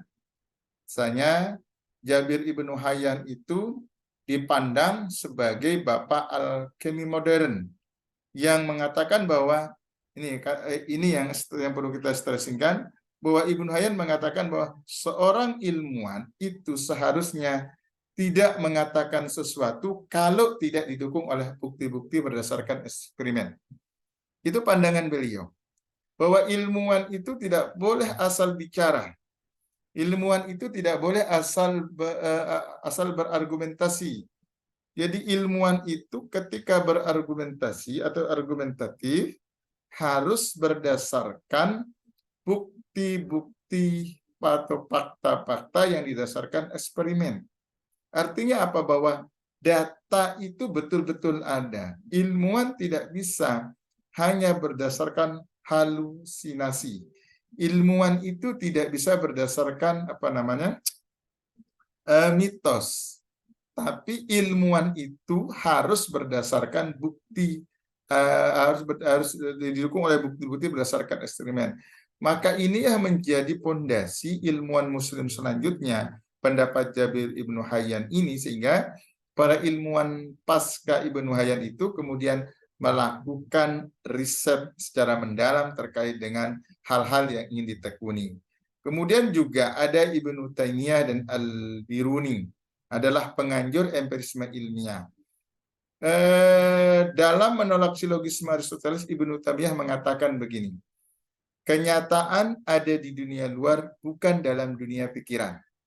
Apa artinya? Ibnu Taimiyah ingin menegaskan bahwa dunia fakta, dunia nyata itu adalah dunia kenyataan yang sesungguhnya, bukan dunia pikiran. Pikiran itu menurut Ibnu Taimiyah bisa saja dimanipulasi oleh institusi atau dimanipulasi oleh pikiran-pikiran negatif. Sementara kenyataan di dunia luar itu tidak bisa terbantahkan karena dilihat oleh panca indera, terutama penglihatan.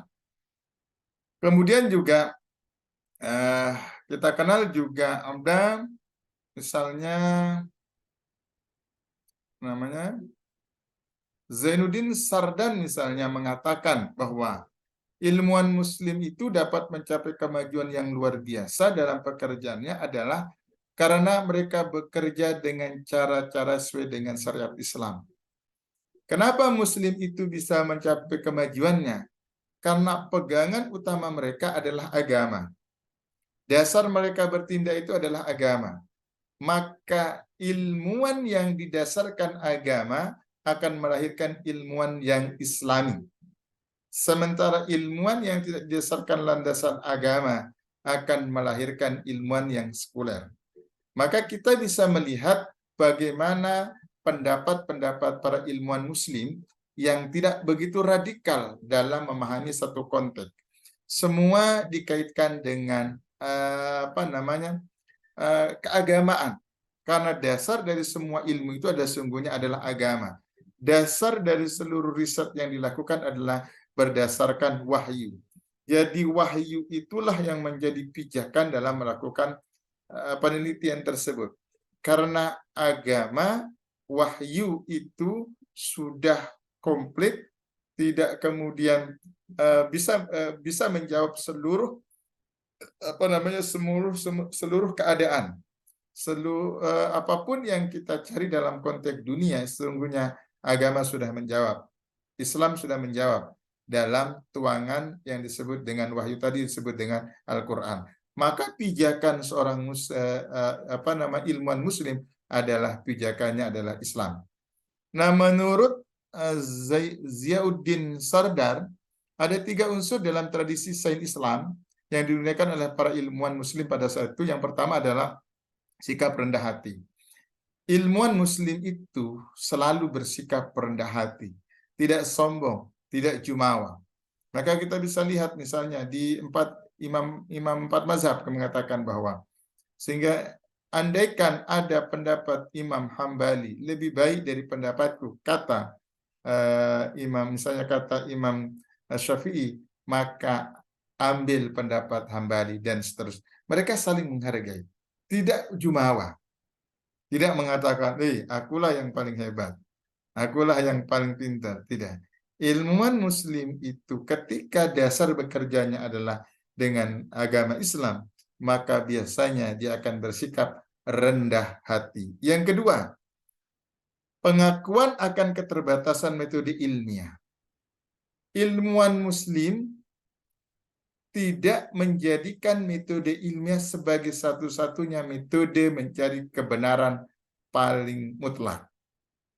Karena menurut ilmuwan muslim, kebenaran mutlak itu adalah kebenaran wahyu, kebenaran agama. Maka kebenaran metode ilmiah itu ada kalanya bisa human error, ada kalanya bisa salah. Sebagaimana kalau kita sebagai seorang peneliti kan ada namanya human errornya, tingkat validita tingkat kemungkinan keabsahan datanya itu ada, misalnya sekian persen.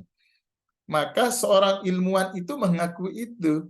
Dia tidak mengatakan bahwa metode ilmiah itu sebagai satu-satunya metode pencarian kebenaran yang mutlak dan hakiki. Kemudian yang ketiga, menurut Ziauddin Sardan, bahwa seorang ilmuwan muslim itu akan menghargai terhadap subjek yang diamati. Artinya apa? Bahwa dia akan memperlakukan objek penelitian itu, objek teliti itu dengan sebaik-baik mungkin.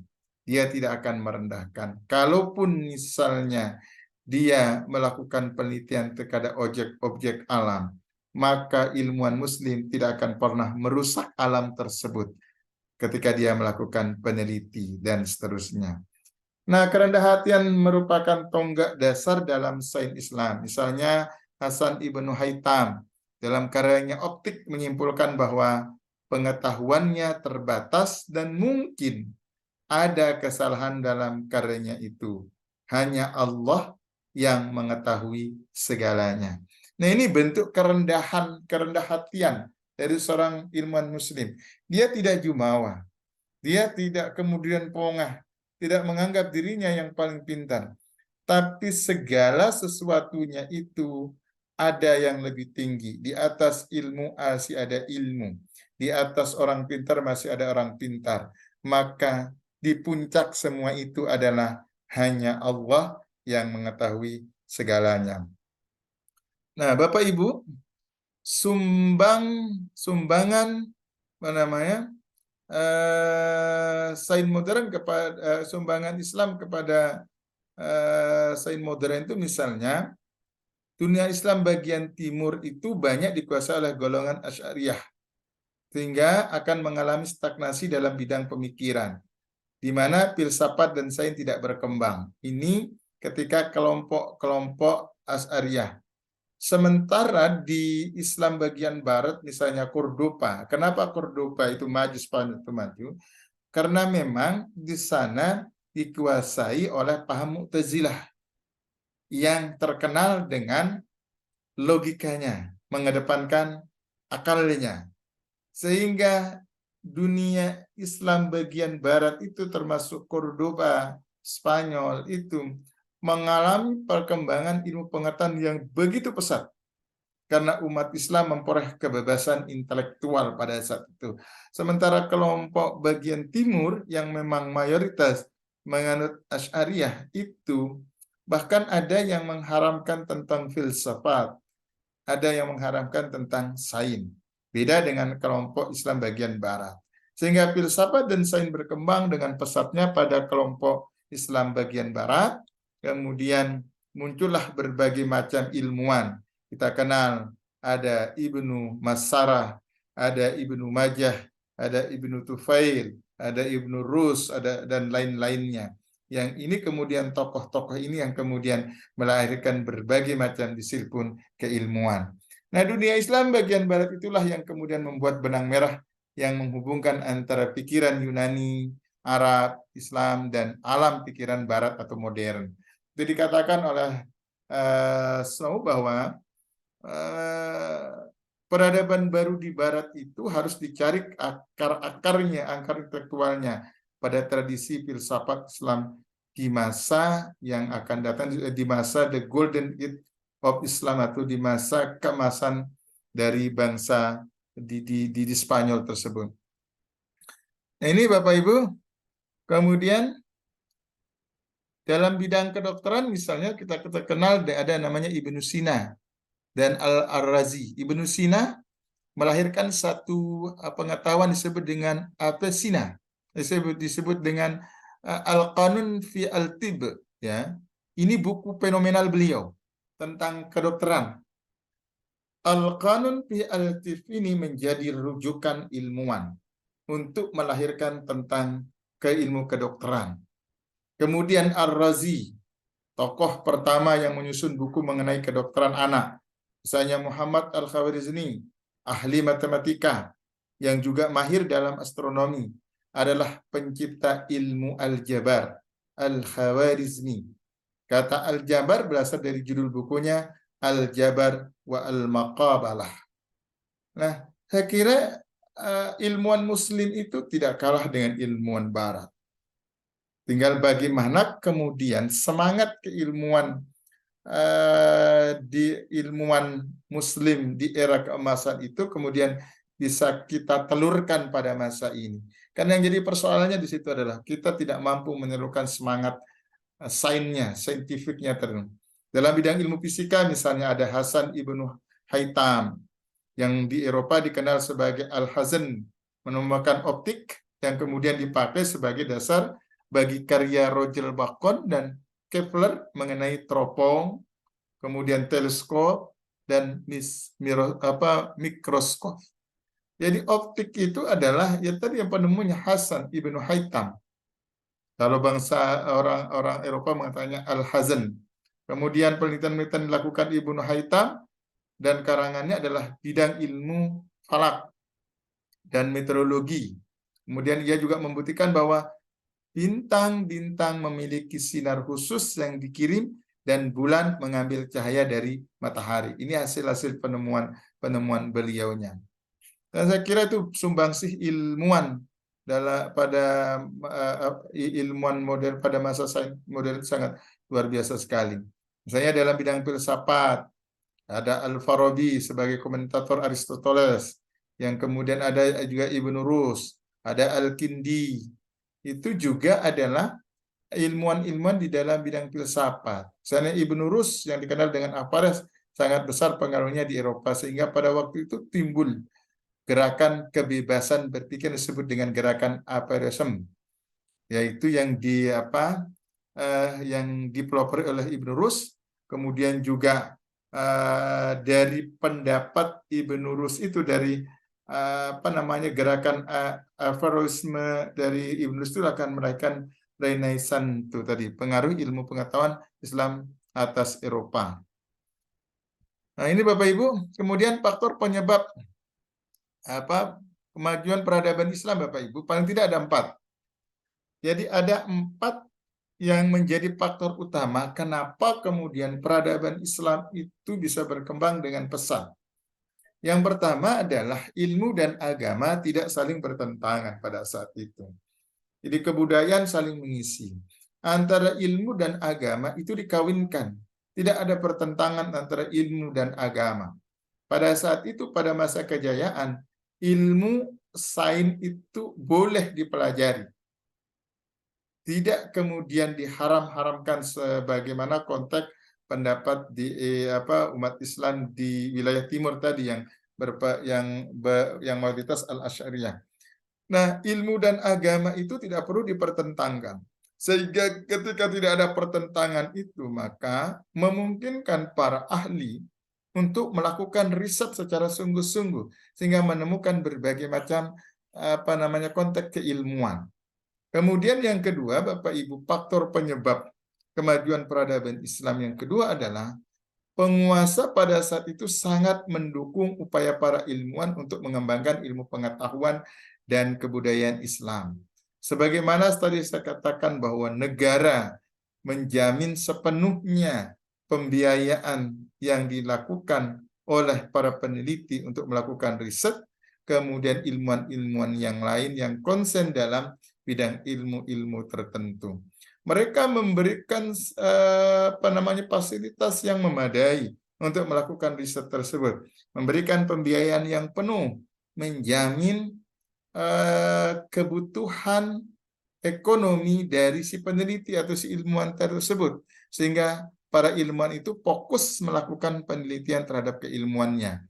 Kemudian yang ketiga, Bapak Ibu, yang menjadi faktor penyebab majunya peradaban Islam pada saat itu adalah terjadinya asimilasi antara bangsa Arab dengan bangsa-bangsa lain yang lebih dahulu telah maju dalam ilmu pengetahuan. Bangsa Arab saat itu tidak alergi dengan kemajuan modern, sehingga dijalin kerjasama dengan bangsa-bangsa Eropa. Kalau perlu pada saat itu banyak ilmuwan-ilmuwan dikirim ke Eropa untuk kemudian melanjutkan studi-studi di negara-negara Eropa. Setelah mereka selesai, mereka diminta kembali ke negara Arab saat itu untuk kemudian memberikan sumbangsih pemikiran terhadap apa yang dia dapatkan di luar negaranya. Kemudian yang keempat, Bapak Ibu, kehidupan di dunia Arab pada masa itu berada dalam suasana yang relatif aman. Jadi saya kira ketika kondisi wilayah, kondisi negara aman, maka tentu akan memudahkan pengembangan peradaban Islam. Persoalannya adalah kita kadang, mohon maaf, antara satu negara Islam dengan negara Islam tidak akur. Kita ambil contohlah di Timur Tengah, antara Arab dengan Palestina tidak akur, Mesir dengan Arab juga tidak akur, Iran dengan Irak juga pernah berseteru, Libya dengan Arab juga pernah berseteru. Bagaimana akan mengembangkan peradaban Islam kalau kondisi negara Arab itu sendiri tidak kemudian bersatu, aman, damai dalam mengembangkan peradaban Islam? Dan ini menjadi menjadi PR terbesar dewasa ini. Negara-negara yang berstatus negara Islam kemudian masing-masing tidak masing-masing berseteru dengan negara-negara Muslim lainnya. Kemudian Bapak Ibu, sementara faktor yang menyebabkan kemunduran peradaban Islam itu paling tidak juga ada 4, Bapak Ibu. Yang pertama, setelah memasuki abad ke-12, kaum muslimin sudah mulai meninggalkan tradisi berpikir filsafat. Ini yang menyebabkan kenapa kemudian pasca abad ke-12 Masehi itu tidak lagi muncul pemikir-pemikir muslim. Kenapa? Mereka meninggalkan berpikir filsafat. Padahal berpikir filsafat itu menjadi pintu masuk untuk mengembangkan ilmu pengetahuan. Mereka sudah lebih cenderung mengembangkan kesadaran mistisnya, arketismenya, lari dari kesadaran kosmisnya atau dunia materi menuju ke dunia sufisme.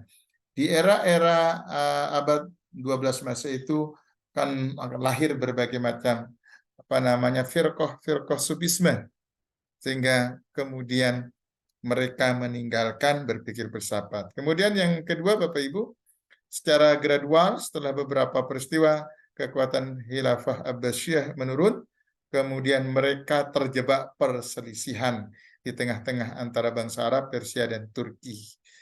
Pada saat itu Arab, Persia, dan Turki menjadi pusat peradaban.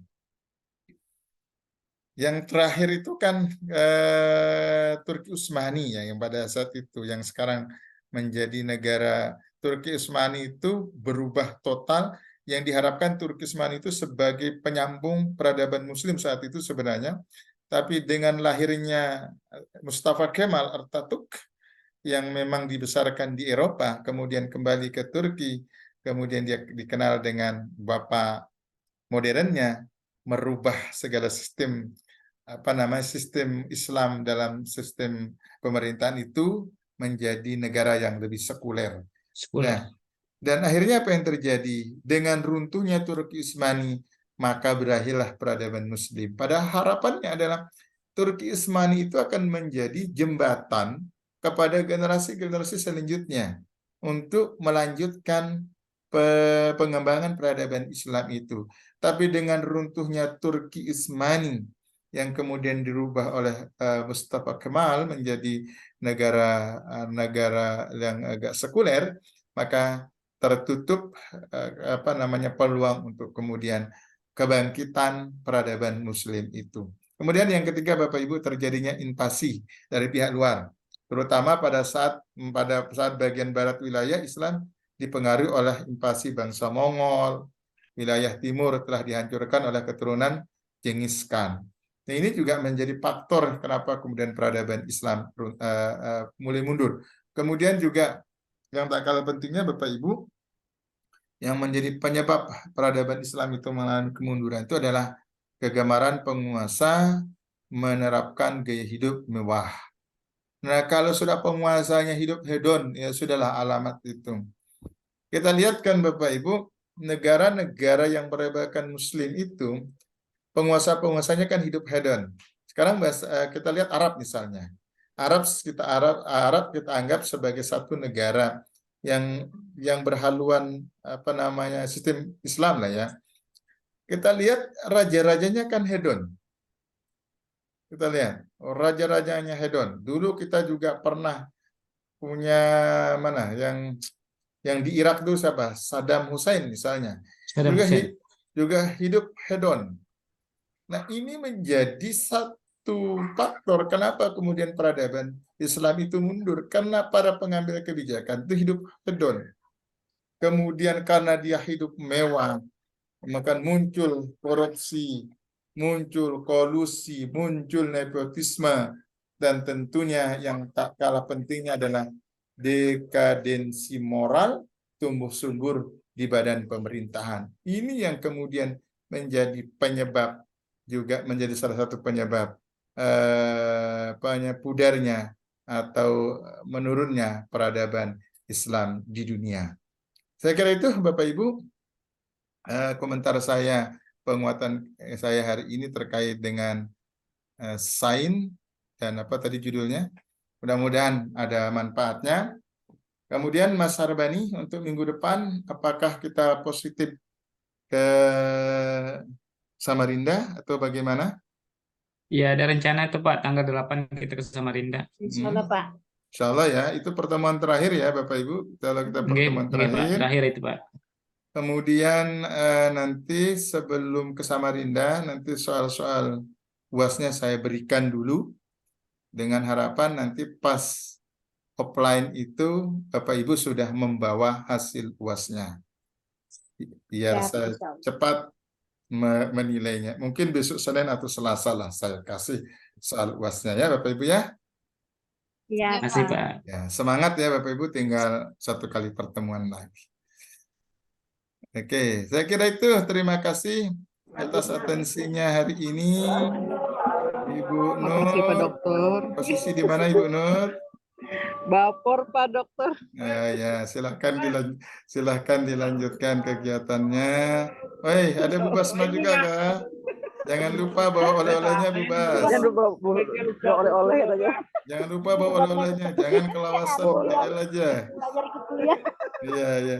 Baik, demikian Bapak Ibu. Sehat selalu untuk kita semuanya. Amin. Dan tetap semangat untuk menyelesaikan tugas-tugas akhirnya. Demikian saya akhiri. Assalamualaikum warahmatullahi wabarakatuh. Waalaikumsalam warahmatullahi wabarakatuh. Jangan lupa absennya. Sebentar lagi mau saya tutup. Oke, izin lab ya Bapak Ibu. Nggih Pak, nggih. Pak. Terima kasih Pak. Ya, sama-sama.